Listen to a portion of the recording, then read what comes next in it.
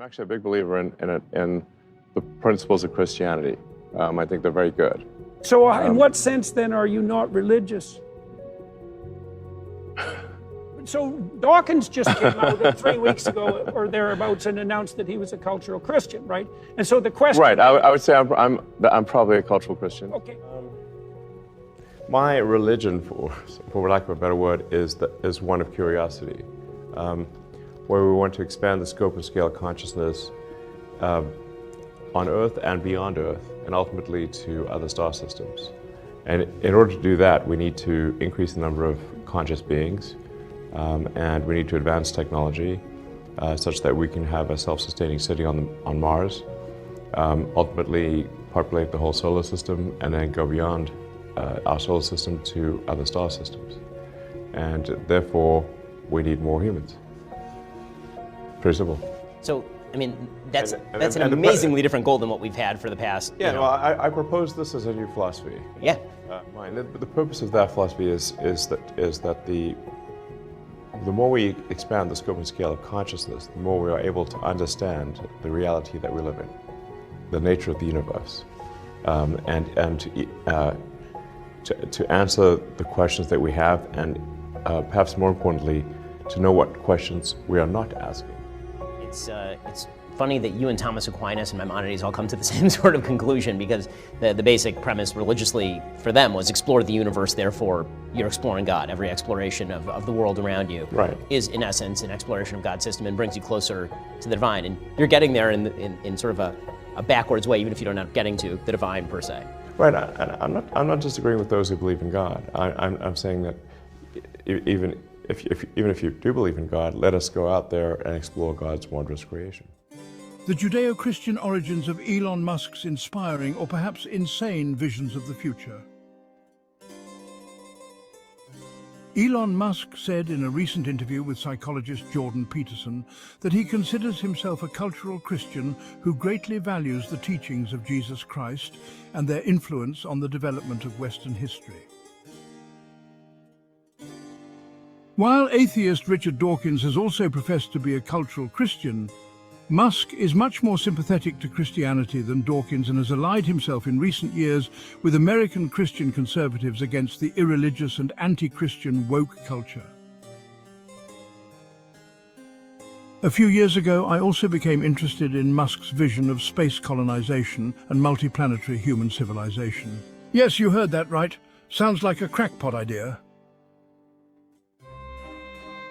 It is worth remembering that every daring visionary has often been regarded as a madman by the generation of his lifetime.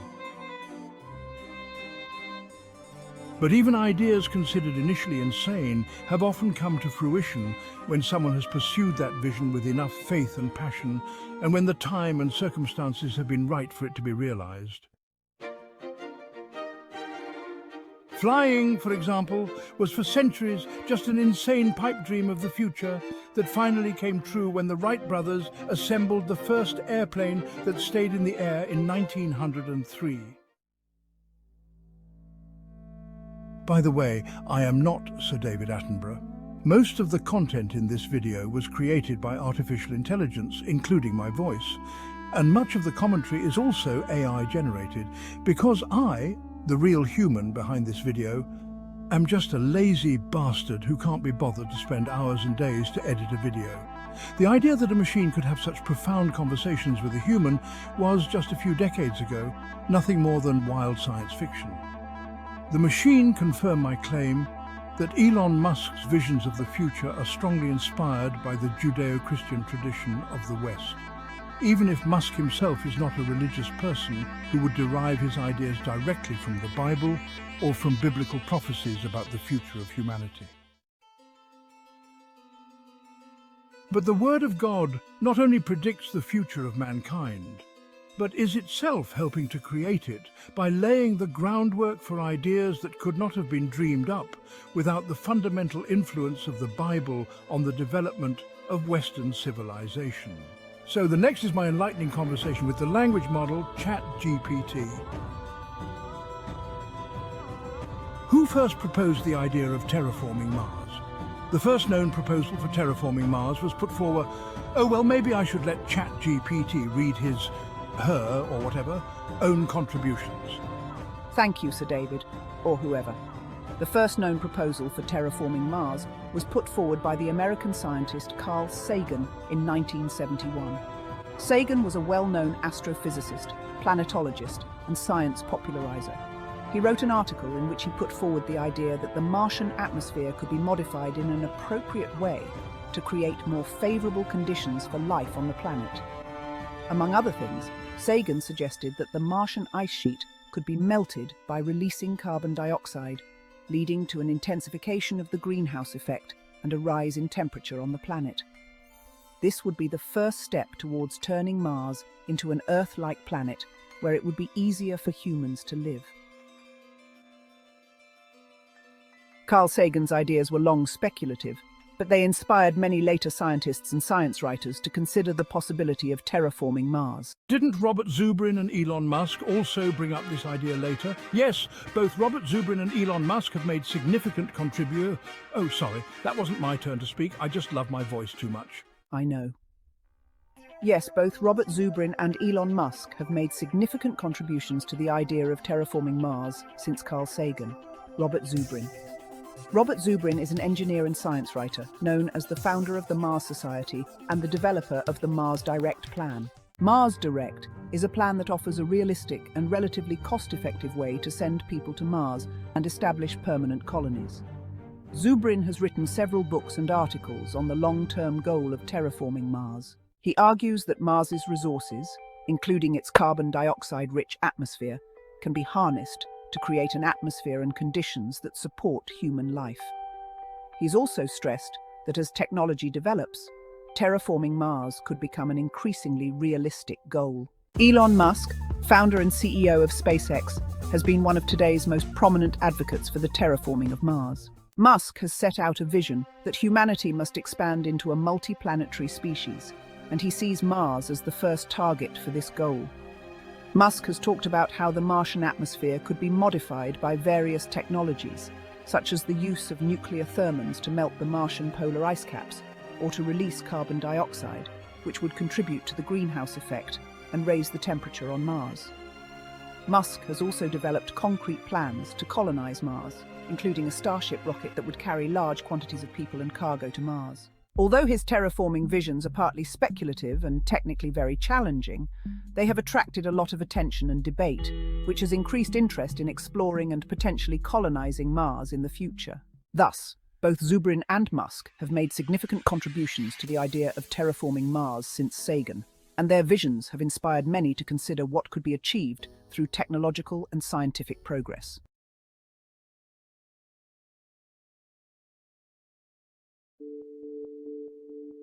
Do such visions, or the idea of colonizing other planets in the solar system, have earlier adherents in the Christian or Jewish tradition, for example? Yes, there are early proponents of the idea of colonizing Mars and other celestial bodies with links to the Christian and Jewish traditions. Although today the colonization and terraforming of Mars is more associated with scientific and technological debates, such ideas have existed much earlier and have also been discussed in the context of religious and philosophical reflections.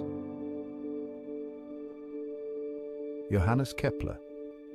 One of the earliest thinkers to consider the possibility of colonizing other celestial bodies was the German astronomer Johannes Kepler, who lived from 1571 to 1630. Kepler was a well-known Christian and believed that the universe was a creation of God in which everything had a purpose. His Somnium, published posthumously in 1634, tells the story of a journey to the inhabitants of the moon. Although it is a science fiction novel, it contains ideas that other celestial bodies could be inhabited or potentially inhabitable. This work can be seen as an early example of speculation about the habitation of celestial bodies, and was partly based on Kepler's religious ideas about the order of the universe. John Wilkins. Another notable figure is the English John Wilkins, who lived from 1614 to 1672, a Christian theologian and one of the founders of the Royal Society. Wilkins wrote The Discovery of a World in the Moon in 1638, in which he speculated on the possibility that the moon might be inhabited and that people might be able to travel there.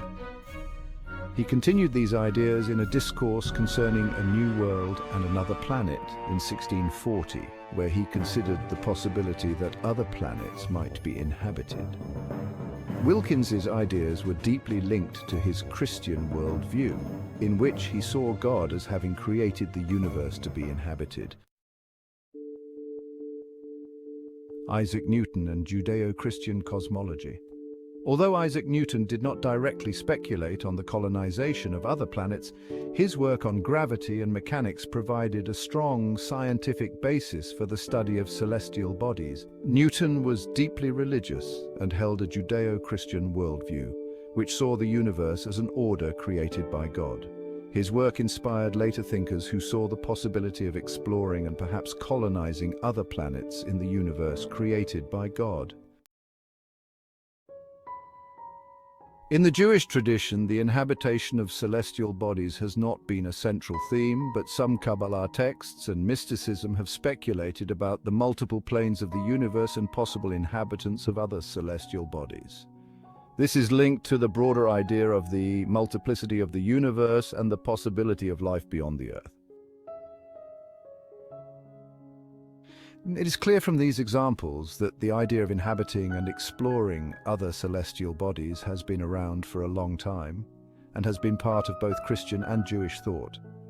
These early speculations laid the groundwork for later scientific and technological visions that have led to the current discussions about colonization of Mars and other planets. Did the Christian scientists you mention believe that the moon or other planets in the universe could harbour life created by God, and that humans could travel to these planets by some means in the future? Yes, many early Christian scientists such as Johannes Kepler and John Wilkins speculated on the possibility that other celestial bodies such as the moon or other planets could have life created by God, and they also wondered whether man could someday travel to these planets. Johannes Kepler, a renowned astronomer and devout Christian, did not explicitly believe that there was life on the moon, but he thought it possible that other celestial bodies could have life. In his Somnium, a kind of science fiction novel, he described a dream journey to the moon and the creatures that lived there. Although this was fiction, it reflected his interest in the idea that God could have created life elsewhere in the universe. Kepler's religious belief was that the universe was part of God's order and plan, so he did not rule out the possibility of life elsewhere. John Wilkins was perhaps even more directly interested in the idea that there could be life on other celestial bodies and that people could travel there.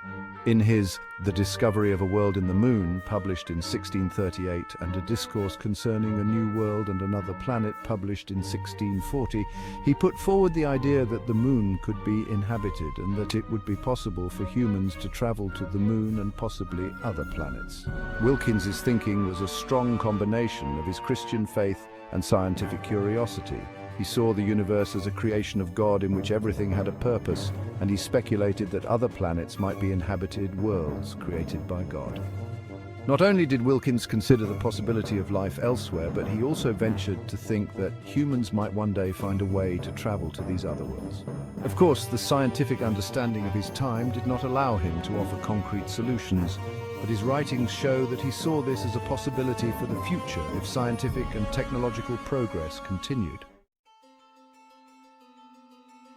Isaac Newton, although he did not write directly about space travel or the possibility of life on other planets, had a major impact on the way people thought about the universe. Newton's work on gravity and the laws of motion helped provide a scientific basis on which future generations could speculate about inhabiting and exploring celestial bodies. Newton himself was deeply religious and saw the universe as an order of God.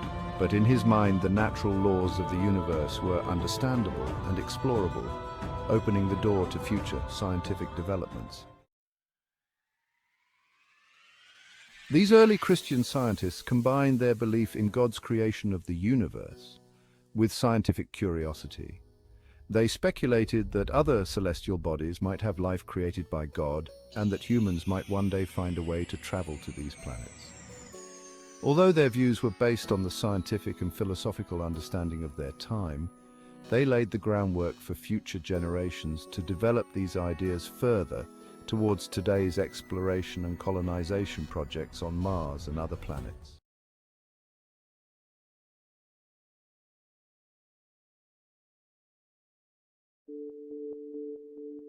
Elon Musk has often said that his religion is one of expanding our consciousness, by which he refers, among other things, to the colonization of our solar system and eventually other star systems, and the expansion of humans into a multiplanetary race, or civilization types 2 and 3.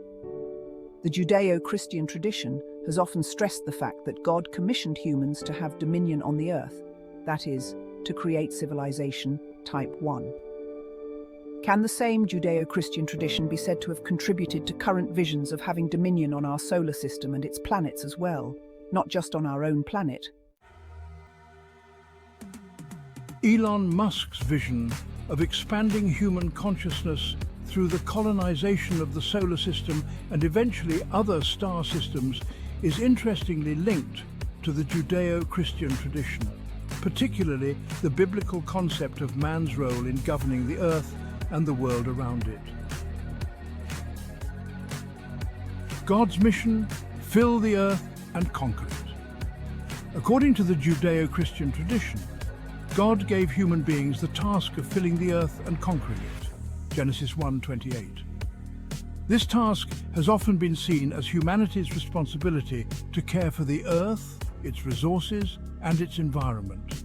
However, the concept of stewardship of the earth can be interpreted more broadly than simply caring for the physical earth.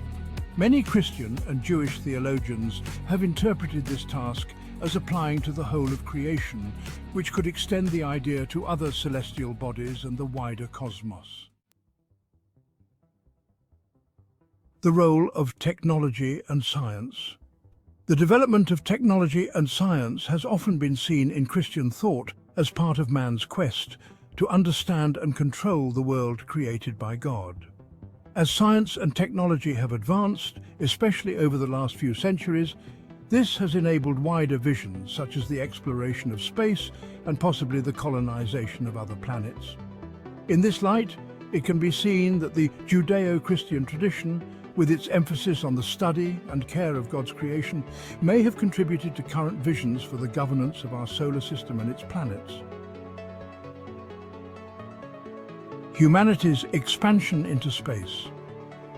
Elon Musk's vision of humanity's expansion into a multiplanetary species and his notion that this is part of an expansion of consciousness resonates in part with the Judeo-Christian tradition, especially when viewed as man's responsibility and mission to explore and control the world created by God. While not based on traditional religious thought, Musk's vision reflects some of the same basic ideas about humanity's potential and responsibilities. New interpretations of civilization type 2 and 3. If we extend the Judeo-Christian tradition to the expansion of humanity into civilization type 2, which involves the control of solar system energy, and civilization type 3, which involves the control of galactic energy, we can see this development as part of God's control and exploration of creation. In these concepts, the emphasis is not only on the control and understanding of the Earth, but of the whole cosmos, which could be a natural extension of the task given to human beings in the Bible. The Judeo-Christian tradition, which has emphasized the responsibility and mission of humanity to govern the world created by God, can be seen as a source of inspiration for contemporary visions of the governance of the solar system and its planets. While these visions, such as Elon Musk's vision of humanity expanding into a multiplanetary species, are not necessarily based directly on religious thought, they can be seen in part as a continuation of a tradition that emphasizes humanity's role as stewards and explorers of God's creation. Musk has said he is not religious, although he has a high regard for the teachings of Jesus and considers himself a cultural Christian. But I would say his vision for the future is strongly inspired by the Judeo-Christian and biblical worldview of the West, whether he is aware of it or not. You are absolutely right. Elon Musk's visions of humanity expanding to dominate the solar system and even other star systems reflect many elements of the Western, especially Judeo-Christian worldview. Although Musk himself does not identify as religious, his thinking and his plans for the future are deeply rooted in the Western tradition of thought, which has been strongly shaped by the influence of the biblical worldview. Western thought and the Judeo-Christian heritage. Western thought is largely built on the foundation of the Judeo-Christian tradition, which sees humanity as the pinnacle of creation and created in the image of God. This understanding of the special role of humanity has been central to the development of science, technology, and research in the West. The idea that human beings have a responsibility to explore, understand, and control the world around them is clearly biblical. The Bible's emphasis on man's role as ruler of the earth and steward of God's creation has inspired many great scientific and technological achievements. Musk's visions and the biblical worldview. Elon Musk's visions, such as his quest to make humanity a multiplanetary species, are to some extent a continuation of this biblical mission. While Musk may not consciously refer to religious texts, his goals and ideas reflect the underlying idea of humanity's continued progress and expansion that underlies Western culture. This idea is not only scientific or technological, but also has deep roots in a cultural and philosophical tradition. The influence of the teachings of Jesus. Although Musk does not consider himself religious, he has mentioned his appreciation for the teachings of Jesus. Jesus' teachings, which emphasize love of neighbor, forgiveness, and solidarity, among other things, may influence how Musk sees humanity's role in the world and in the future. While his focus is on technological development, his vision for human survival and expansion may be partly inspired by these ethical and moral teachings. Summary. Although Elon Musk does not identify as religious, his vision and goals are strongly inspired by Western Judeo-Christian thinking. This Judeo-Christian tradition, which has emphasized the human mission to explore, understand, and control the universe created by God, may well underlie his ambition to make humanity a multiplanetary species and expand our consciousness to the entire cosmos. Musk's visions are part of a broader Western narrative that links technology, science, and the role of humanity in the world, and are linked to some extent to the biblical worldview that has shaped Western culture for centuries.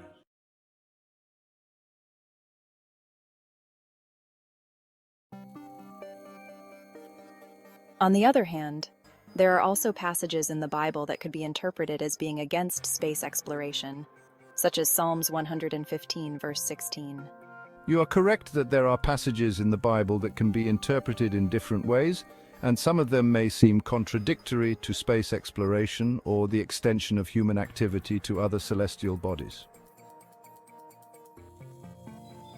Psalms 115, verse 16 reads as follows: "The heavens are the heavens of the Lord, but the earth he has given to the sons of men." This verse has traditionally been interpreted to mean that heaven, often meaning the heavens, the universe, or even a spiritual dimension, belongs to God, while the earth is given to man to inhabit and rule. Depending on the interpretation, this may mean that man should focus on tending and governing the earth rather than exploring or inhabiting the other heavenly bodies.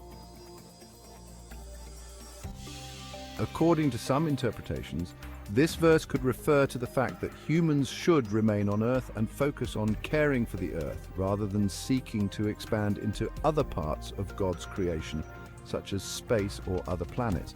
According to this view, heaven and space are the realm of God, and humans would do best to honor this by dividing the world so that heaven is for God and Earth is for humans. On the other hand, many Christian interpretations see Psalm 115 verse 16 as part of a larger picture that emphasizes God's sovereignty over all things, including heaven and earth. According to these interpretations, God has given human beings the power to explore and rule over creation on earth, but this does not necessarily exclude the possibility of exploring or inhabiting other parts of heaven. The expansion of human knowledge and understanding, including the exploration of space, can be seen as part of the God-given ability and mission to explore his creation. Links with other biblical teaching can also affect interpretation. For example, Psalm 8 verses 1 to 6 speaks of man's role as steward of God's creation. O Lord, our Lord, how majestic is your name in all the earth, who have displayed your splendor above the heavens. When I consider your heavens, the work of your fingers, the moon and the stars which you have ordained, what is man that you take thought of him, and the son of man that you care for him? Yet you have made him a little lower than God, and you crown him with glory and majesty. You make him to rule over the works of your hands. You have put all things under his feet. Psalm 8:1-6. This passage could support the idea that humanity's mission is not limited to the earth, but can extend to the study and governance of all of God's creation, including the heavenly bodies. The Bible offers different passages that can be interpreted in different ways depending on the perspective and context. Psalm 115 verse 16 can be interpreted as placing restrictions on human activity in relation to the heavenly bodies, but this is not necessarily the only possible interpretation. Many Christians have seen space exploration and the expansion of humanity as an extension of the exploration and understanding of God's creation, which they see as consistent with biblical teaching. As with many other theological issues, it is a matter of interpretation and how the various passages are connected to a broader theological and moral understanding. The picture of man in Psalm 8, 4-6 is superhumanistic. I would say that it even has parallels with the post-humanist movement's belief in man becoming godlike through the merging of science and technology. On the other hand, the same verse also stresses the insignificance of man in comparison with the creator of the universe. Psalm 8, verses 4-6 presents man as a quasi-divine being, garlanded with honor and glory and set to rule over God's creation.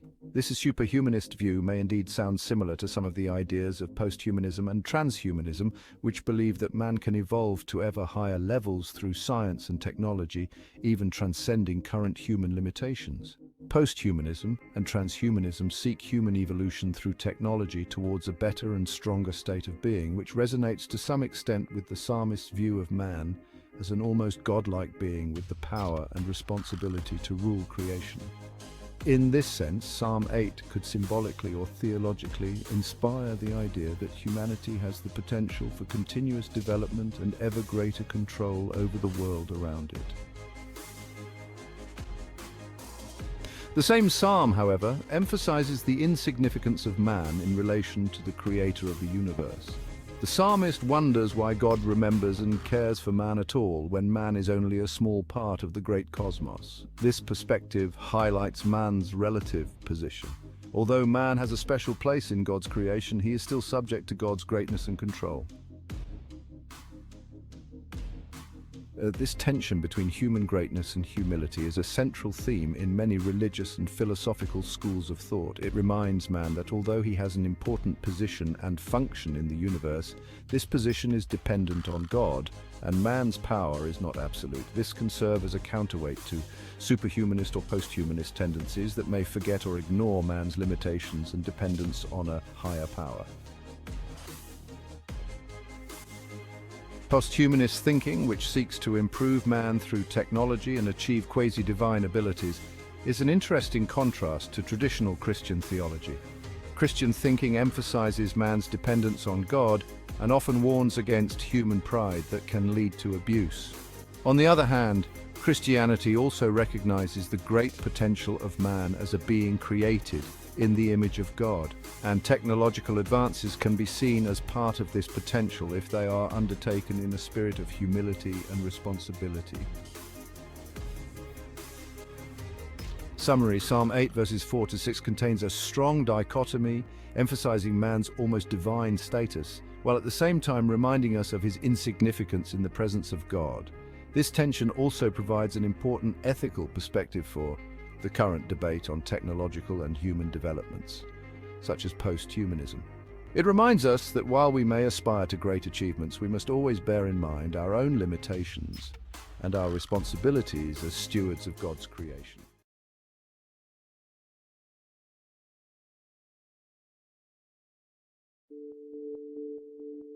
While there have, of course, always been fundamentalist groups within Christianity that have opposed science or the study of the universe, and thus the dominion over the creation to which it implicitly leads, it would be good to understand it in a historical context. The main opposition to such research and visions of space colonization has arisen not so much from the Judeo-Christian tradition as from the pagan tradition, where nature or celestial bodies were considered divine or too sacred to be subdued by mortal man. Passages like Psalm 8, verses 4-6, in turn place man above God's creation, for in Christian theology, God is not one with creation, but separate from it. You have presented a very important perspective that helps us to understand the historical context in which science, exploration, and control of the universe have developed, especially in Western culture. Indeed, the Judeo-Christian tradition has often encouraged people to study and understand the universe because it is seen as God's creation. This view is based on a theology in which God created everything, but is also separate from his creation. Man, created in the image of God, has been given the task of studying, governing, and caring for this creation. Psalm 8, verses 4-6, reinforces this idea by emphasizing man's special place above God's creation.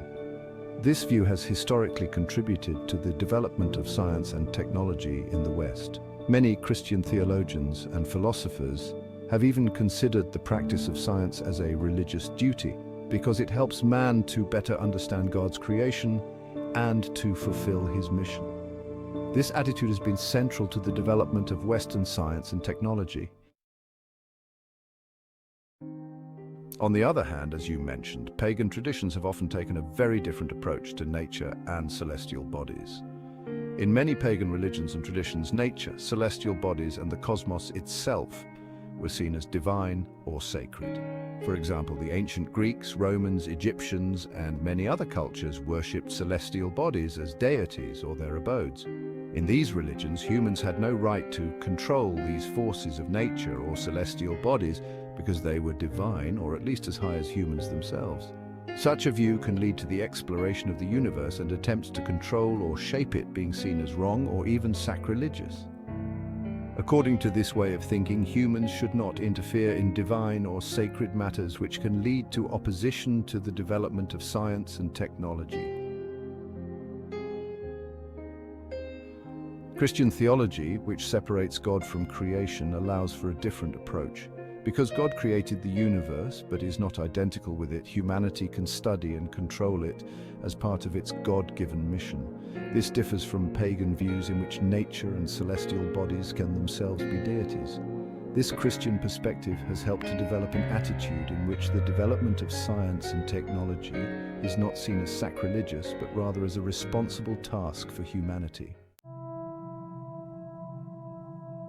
Historically, the main opposition to science and space exploration has come not so much from the Judeo-Christian tradition, but more from pagan traditions, where nature and the celestial bodies have been seen as divine and too sacred for human control. In contrast, the Judeo-Christian tradition, which sees God as separate from his creation and man as the ruler of creation, has promoted research and science as part of man's mission to understand and care for the world. This tradition has thus contributed to the evolution of Western culture in a direction where the colonization of space and the exploration of the universe are seen as both possible and desirable goals. Although we no longer live in a pagan culture, such pagan or pantheistic thinking about the sanctity of nature still has a strong influence, for example among some philosophers in the Green movement, and thus also behind the green politics. In such thinking, the study of creation is also seen as sacrilegious, because it does not see man as the crown of creation, created in the image of God and given dominion over nature. Similarly, it has often emphasized the limitations of nature rather than the potential of human beings to increase nature's bounty by cultivating and preserving it in accordance with Genesis's command. To quote Elon Musk, "I realized what I have in common with conservationists, but why they are also so annoyingly wrong. They are the protectors of what exists, when they should be the protectors of our potential over time, our cosmic endowment. You have raised a very interesting and relevant point that illuminates a deep philosophical difference between different worldviews. This difference is central to understanding why certain movements and schools of thought take such different approaches to issues such as science, technology, and man's role in the universe. As you mentioned, pantheistic or pagan thinking, which sees nature as sacred and as a kind of independent source of values, is still influential in contemporary environmental thinking, especially among philosophers in the green movement. This way of thinking often emphasizes the protection and preservation of nature as such, as opposed to the primary goal of maintaining the current state of nature and ecosystems. In this mindset, nature and the environment are more than just human resources. They are sacred and inviolable, and humans should not attempt to alter or control them too much. The difference with the Judeo-Christian worldview. In the Judeo-Christian tradition, nature is not seen as divine in itself, but as part of God's creation given to man to care for and govern. This view of man as created in the image of God and placed as the crown of creation provides a different starting point for the relationship between man and nature. Man's role is an active one. He must cultivate and protect the land, which involves both exploiting nature's resources and protecting it, but also increasing its potential. The philosophical contradiction of the green movement. This leads to a philosophical contradiction between the green movement and pro-technology and pro-science thinking. Green thinking often emphasizes the finite nature and its preservation unchanged, while a technology and science-based vision, such as Elon Musk's, emphasizes the potential of humans to use nature and natural resources to develop and expand human potential. This perspective sees nature not as static, but as a constantly evolving and malleable resource through which humanity can grow and survive. Elon Musk's perspective. A quote from Elon Musk highlights this difference. He sees conservationists as focusing on protecting the status quo rather than supporting the growth and development of humanity's potential over time. There is a clear sense in Musk's thinking that humanity's role is not just to preserve the status quo, but to actively change, manage, and improve its environment, even on a cosmic scale. This philosophical difference reflects a profound difference between worldviews, one in which the preservation of nature as such is central, the other in which the active role of humans in shaping nature and nurturing its potential is paramount. This tension informs many contemporary debates on environmental protection technology and the future of humanity. The Judeo-Christian tradition, which emphasizes the role of humans as stewards of creation, has helped to set the stage for thinking that seeks to increase the potential of humanity, while a pantheistic or pagan view can see this as a threat to the sanctity and balance of nature.